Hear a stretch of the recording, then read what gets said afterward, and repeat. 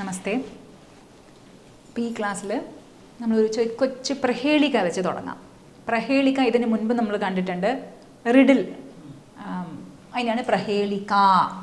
ഈ ശബ്ദം അവസാനിക്കുന്നത് ആ വെച്ചിട്ടാണ്. അപ്പോൾ ആകാരാന്ത ശബ്ദമാണ്. പൊതുവേ ആകാരാന്ത ശബ്ദം സ്ത്രീലിംഗമാണ്. അതുകൊണ്ട് ഇത് ആകാരാന്ത സ്ത്രീലിംഗ ശബ്ദമാണ്. ഇതിൻ്റെ വചനം എന്ന് പറയുമ്പോൾ ഒന്ന്. അപ്പോൾ ഏക വചനം. അപ്പോൾ ഇതിൻ്റെ അഡ്രസ്സ് പറയണമെങ്കിൽ, ഒരാളുടെ അഡ്രസ്സ് പറയണമെങ്കിൽ നമ്മൾ പല അതിൻ്റെ തൊട്ടടുത്ത് എന്തൊക്കെയുണ്ടോ അതൊക്കെ വെച്ച് പറയുമല്ലോ. അല്ലെങ്കിൽ നല്ല മുടിയുണ്ട്, ഇന്ന സാരിയെ ഉടുക്കുകയുള്ളൂ, ഇന്ന നിറമാണ്, നല്ല കുടവയറുണ്ട്, മുടിയേ ഇല്ല, ചിലപ്പോൾ കണ്ണട വെച്ചിട്ടുണ്ടാവും, അങ്ങനെയൊക്കെ നമ്മൾ പറയുമല്ലോ. അതേപോലെ ഒരു ശബ്ദത്തിൻ്റെ അഡ്രസ്സ് പറയണമെങ്കിൽ ഈ മൂന്നെണ്ണവും പറയണം. അല്ലാതെ ഉണ്ട് കാര്യങ്ങൾ. ഇപ്പം ഒന്നാമത്തത് അന്തം, രണ്ടാമത്തത് ലിംഗം, മൂന്നാമത്തത് വചനം. അപ്പം ഇതിൻ്റെ അന്തം ആകാരാന്തം, ലിംഗം സ്ത്രീലിംഗം, വചനം ഏകവചനം. പ്രഹേളിക. ഇനി ആദ്യം വായിക്കാം, അത് കഴിഞ്ഞിട്ട് അർത്ഥം പറയാം. ന തസ്യാദിഹി ന തസ്യാന്തഃ മധ്യേ യഹ തസ്യ തിഷ്ഠതി തവാപ്യസ്തി മമാപ്യസ്തി യദി ജാനാസി തദ്വദ തദ്വദ. ഇനി നമുക്ക് അർത്ഥം നോക്കാം. യദി ജാനാസി തത് വദ. ഈ തദ്വദ എന്ന് പറയുമ്പോൾ ഇങ്ങനത്തെ പല അക്ഷരങ്ങൾ നമ്മൾ കാണാം. തദ്വാര എന്നൊക്കെ നമ്മൾ വായിക്കുമല്ലോ. ഇങ്ങനത്തുള്ള പദം വരുമ്പോൾ അതിന് വായിക്കാൻ എളുപ്പമുള്ള കാര്യം, ഇതിൽ ഈ നടു അക്ഷരം ദ പ്ലസ് വ ആണല്ലോ. അപ്പം നമ്മൾ എന്ത് ചെയ്യണം?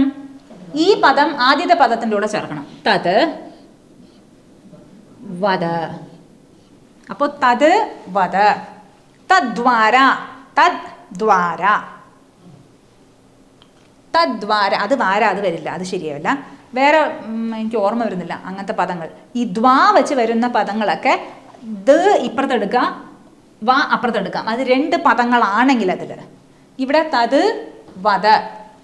അതിനെ വദ പറഞ്ഞാലും, അതിനെ പറഞ്ഞാലും എങ്ങനെയാണെങ്കിൽ യദി ജാനാസി, അറിയുന്നു എങ്കിൽ, ജാനാസി നീ, ത്വം ജാനാസി നീ അറിയുന്നു എങ്കിൽ, യദി എന്ന് വെച്ച് കഴിഞ്ഞാൽ എങ്കിൽ, അറിയുന്നു എങ്കിൽ, തത് അതിനെ പറഞ്ഞാലും.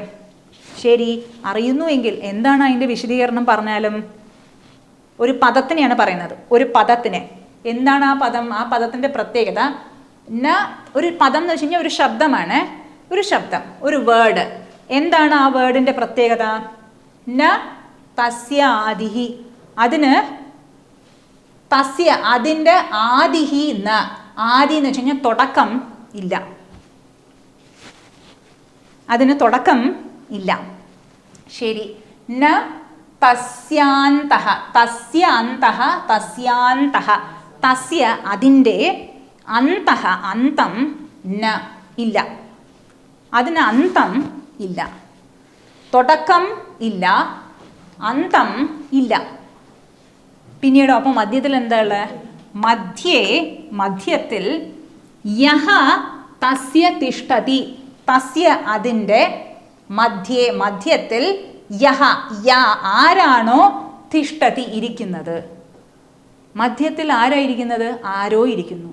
യഹ ആരോ ഇരിക്കുന്നു. ആദിയില്ല, അവസാനമില്ല, മധ്യത്തിൽ യാ ഇരിക്കുന്നു, ആരോ ഇരിക്കുന്നു, യാ ഇരിക്കുന്നു. പക്ഷേ നിങ്ങൾക്ക് പരിചയമുണ്ടോ? ഉണ്ടല്ലോ. തവാപ്യസ്തി. ഇത് പിരിക്കുക. തവ അപി അസ്തി. തവാപ്യസ്തി. തവ നിനക്കും, അപി നിനക്കും കൂടി, അസ്തി ഉണ്ട്, നിൻ്റെ അടുത്തും അതുണ്ട്. ശരി, അപ്പോൾ എനിക്കുണ്ടോ? ഉണ്ട്.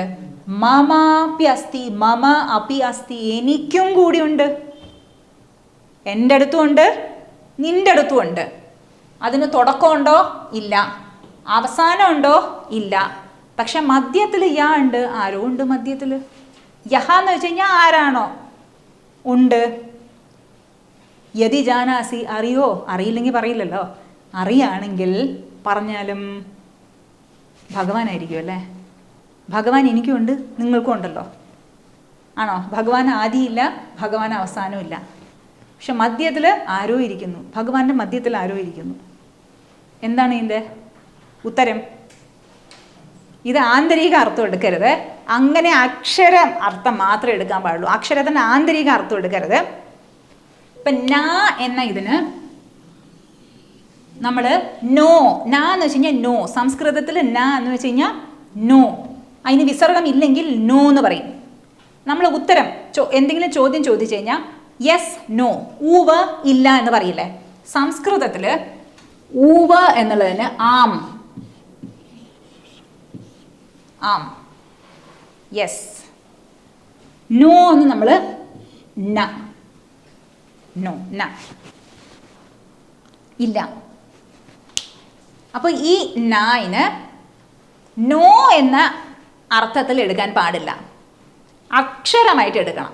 അക്ഷരമായിട്ട് ന എന്ന അക്ഷരം തസ്യ, അതിൻ്റെ ആദിയിലുണ്ട്. ആ പദത്തിൻ്റെ തുടക്കത്തിൽ എന്തുണ്ട്? ന. ന തസ്യ അന്തഃ, അതിൻ്റെ അന്തത്തിൽ എന്തുണ്ട്? ന ഉണ്ട്. മധ്യത്തിൽ ആരുണ്ട്? ന അല്ല, യ. യഹ തസ്യ തിഷ്ഠതി. മധ്യത്തിൽ ആരുണ്ട്? യ. തുടക്കത്തിൽ എന്ത്? ന. അവസാനം ന. മധ്യത്തിൽ ചേർത്ത് നോക്കൂ. നിങ്ങൾക്കുണ്ട്, എനിക്കുണ്ട്. തവാപി അസ്തി, മമാപി അസ്തി.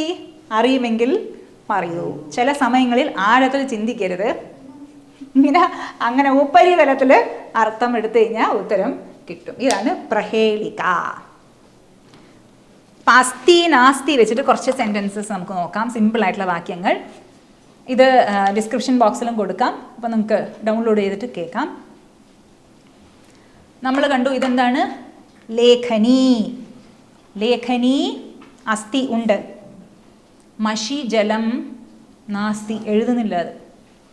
ലേഖനി ഉണ്ട്, പക്ഷെ മഷി ജലം നാസ്തി. നേത്രം അസ്തി, ഉപനേത്രം നാസ്തി. നേത്രമുണ്ട്, ഉപനേത്രം കണ്ണട ഇല്ല. അപ്പം ഞാൻ വെച്ചു നേത്രം അസ്തി, ഉപനേത്രം അപി അസ്തി. അസ്തി. ശിരഃ അസ്തി, തല ഉണ്ട്. കേശഃ കുറച്ചേ ഉള്ളൂ, ഉണ്ടില്ല എന്ന് പറയാം അല്ലേ. കേശഃ അപി സ്വൽപ്പം അസ്തി, കുറച്ച് ഉണ്ട്. ശിരഃ അസ്തി, ബുദ്ധിഃ നാസ്തി എന്നൊന്ന് പറയുമല്ലോ അല്ലേ. വലിയ തലയുണ്ട്, അതിൻ്റെ ഉണ്ട് കളിമണ്ണാണോ എന്ന് നമ്മൾ പറയുമല്ലോ. കൂപി. കൂപി എന്ന് വെച്ച് കഴിഞ്ഞാൽ, കൂപഹ എന്ന് വെച്ച് കഴിഞ്ഞാൽ കിണർ. കൂപി എന്ന് വെച്ച് കഴിഞ്ഞാൽ നമ്മുടെ വാട്ടർ ബോട്ടിൽ. ഇപ്പം എല്ലാവരും വാട്ടർ ബോട്ടിൽ കൊണ്ടാണല്ലോ നടക്കുന്നത്. Water bottle. കൂപി അസ്തി, പക്ഷെ ഒരു പ്രയോജനമില്ല. എന്താണ്? അതിനിൽ ജലമില്ല. ജലം നാസ്തി. കണ്ഠഃ അസ്തി, കഴുത്ത്, പക്ഷെ കണ്ഠഹാരഃ നാസ്തി. പക്ഷെ നിങ്ങൾ പറയുകയാണെങ്കിൽ കണ്ഠഹാരഃ അസ്തി. ഹസ്തഃ അസ്തി, കങ്കണം ഘടി നാസ്തി. കങ്കണം എന്ന് വെച്ച് കഴിഞ്ഞാൽ വള. കൈയുണ്ട്, വളയില്ല. കങ്കണം ഇല്ല. കൈയുണ്ട്, ഹസ്തഃ അസ്തി. ഘടി വാച്ച് ഇല്ല. ഘടി അപ്പി നാസ്തി. ഇനി നിങ്ങൾ പറയൂ. പുസ്തകം അസ്തി, അക്ഷരം അസ്തി. ഉണ്ടല്ലോ അല്ലേ? ഉണ്ട്. പിന്നെയോ? മുഖം അസ്തി, ദന്തഃ. അയ്യോ, പല്ല് പോയിട്ടില്ല എനിക്ക്.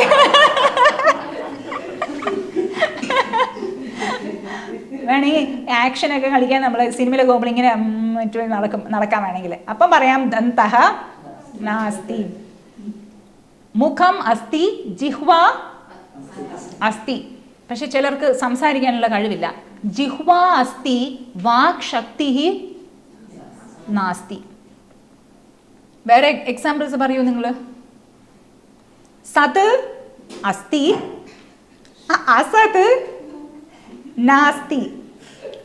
സത് അസ്തി, അസത് നാസ്തി. നമ്മുടെ ആധ്യാത്മികതയിൽ പറയുമല്ലോ, അസത്ത് എന്താണ്? ഇല്ലാത്തത്. സത് ഉള്ളത്.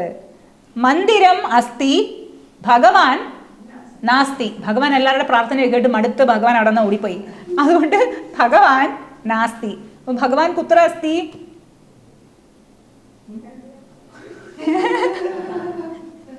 എല്ലായിടത്തും ഉണ്ടല്ലോ, അതുകൊണ്ട് ഓടിപ്പോകാൻ പറ്റില്ലല്ലോ ഭഗവാൻ, അല്ലേ? സർവത്ര അസ്തി. അതുകൊണ്ട് എവിടെ പോകാൻ, എവിടെ നിന്ന് എവിടെ പോകാൻ പറ്റും ഭഗവാന്? ഹസ്തി ഹി അസ്തി, ആന. ഹസ്തി പകഹ നാസ്തി. ഹസ്തി പകഹ എന്ന് വെച്ച് കഴിഞ്ഞാൽ ആന പാപ്പാൻ. ആന പാപ്പാനില്ല, അതുകൊണ്ട് ആന ഇങ്ങനെ നടക്കുകയാണ്. ഭോജനം അസ്തി, ലവണം. അതുകൊണ്ട് ടേസ്റ്റേ ഇല്ലായിരുന്നു. ലവണം എന്താണ്? ഉപ്പ്. നല്ല ലഡ്ഡുവാണെന്ന് പറഞ്ഞിട്ട് ഓടി ഞാൻ കഴിച്ചു എടുത്ത്. ലഡ്ഡുകം അസ്തി, മാധുര്യം നാസ്തി. മധുരമേ ഇല്ലായിരുന്നു, കഴിച്ചിട്ട് ഒരു പ്രയോജനമില്ല. പിന്നീടോ മോക്ഷ അസ്തി, മുമുക്ഷുഹു നാസ്തി. മോക്ഷം ഉണ്ട്, പക്ഷെ മോക്ഷം ആഗ്രഹിക്കുന്നവരോ ഇല്ല, അല്ലേ? ക്ഷേത്രത്തിൽ പോയിട്ട് ഒരു മുത്തശ്ശി പ്രാർത്ഥിക്കുകയാണ്, ഭഗവാനെ എനിക്ക് മോക്ഷം തരൂ, ഇനിയൊരു ജന്മമേ വേണ്ട, പ്ലീസ് ഭഗവാനെ. അങ്ങനെ കുറേ കാലമായി പ്രാർത്ഥിക്കുകയാണ്. അപ്പോൾ ഒരു ദിവസം ഭഗവാൻ തീരുമാനിച്ചു, ദേവിയോട് പറയാണ്, ലക്ഷ്മി ദേവിയോട്, ഈ മുത്തശ്ശി കുറേ കൊല്ലങ്ങളായിട്ട് പ്രാർത്ഥിക്കുകയാണ്, ഇനി പോയി മോക്ഷം കൊടുക്കണം, എൻ്റെ കൂടെ ചേർക്കാൻ പോവാണ്, സായുജ്യ മോക്ഷം നൽകണം. അപ്പോൾ ലക്ഷ്മി ദേവി ചിരിച്ചു. അങ്ങനെ തോന്നുന്നു അല്ലേ? ശരി, പോയി നോക്കൂ കേട്ടോ. അപ്പോൾ ഭഗവാൻ, അമ്മ ഇങ്ങനെ മുത്തശ്ശി ഇങ്ങനെ പ്രാർത്ഥിച്ചുകൊണ്ടിരിക്കുകയാണ്. അപ്പോൾ ശബ്ദം കേട്ടു. അശരീരമൊക്കെ കേൾക്കില്ലേ, നമ്മൾ സീരിയലിലൊക്കെ കാണുമല്ലോ, ഭഗവാന്റെ ശബ്ദം വരുമ്പോൾ ഒരു ഗംഭീര നാദാണല്ലോ, ഇങ്ങനെ ഷാഡോ ഒക്കെ വെച്ചിട്ട് ഇങ്ങനെ പറയുന്നത്. അപ്പം കുഞ്ഞേ, നീ എന്താണ് ചോദിച്ചത്? മോക്ഷമല്ലേ, ഞാൻ നിനക്ക് തരാം. അപ്പം അമ്മ അപ്പുറത്തൊക്കെ നോക്കി. മുത്തശ്ശി എവിടെ നിന്നാണ് ശബ്ദം വരുന്നത് അറിയുന്നില്ല. പുറകിൽ നോക്കി, ആരെങ്കിലും ഉണ്ടോ? ആരുമില്ല. നോക്കുമ്പോൾ ആ ഭഗവാന്റെ വിഗ്രഹത്തിൽ നിന്നാണ് വരുന്നത്. ഭഗവാനെ, എന്താ പറഞ്ഞത്? അല്ല, നീ മോക്ഷമല്ലേ ചോദിച്ചത്? ഞാൻ നിനക്ക് തരാൻ പോവാണ്, ഞാൻ നിന്നിൽ ഒരുപാട് സന്തുഷ്ടനായി, അതുകൊണ്ട് നിനക്ക് മോക്ഷം തരാം. ഭഗവാനെ, എനിക്ക് വേണ്ട മോക്ഷം. അല്ല, നീയല്ലേ ദിവസം വന്ന് പ്രാർത്ഥിക്കും, അത് വെറുതെ പറഞ്ഞല്ലേ, ഭഗവാൻ ശരിക്കും വന്ന് എനിക്ക് തരുമോയെന്ന് എനിക്ക് അറിയില്ലല്ലോ, അങ്ങനെ ഇങ്ങനെ നടന്നിട്ടില്ലല്ലോ, അതുകൊണ്ട് ഞാൻ അങ്ങനെ പറഞ്ഞ. വേണ്ട കേട്ടോ, എൻ്റെ പേരക്കുട്ടിയുണ്ട്, അതിൻ്റെ കുട്ടിയുണ്ട്, അതിൻ്റെയൊക്കെ കല്യാണമൊക്കെ കാണണ്ടേ, മുറുക്കൊക്കെ കഴിക്കണം, സാരിയൊക്കെ ഉടുക്കണം, അതുകൊണ്ട് പ്ലീസ് വേണ്ട കേട്ടോ. അതുകൊണ്ട് മോക്ഷ അസ്തി, മുമുക്ഷുഹു. മോക്ഷം ഇച്ഛിക്കുന്നവൻ വളരെ കുറവാണ്, നാസ്തി എന്ന് പറയാൻ പാടില്ല. മുമുക്ഷുഹു നാസ്തി. അപ്പം ഇത്രയും മതിയല്ലേ? അസ്തി നാസ്തി. അസ്തി ഉണ്ട്, നാസ്തി ഇല്ല.